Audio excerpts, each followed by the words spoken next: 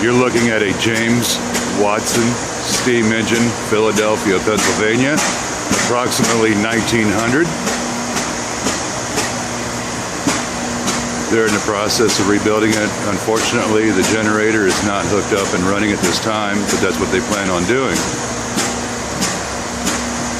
Right now it's just coasting along with about 40 psi of steam pressure.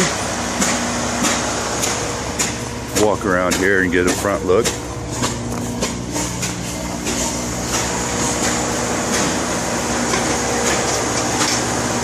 What a gentle giant.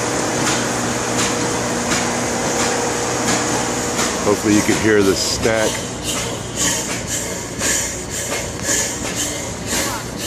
And over here is the boiler. They just got this up and running this year. And there is the boiler functioning, about approximately 40 to 50 pounds of steam pressure.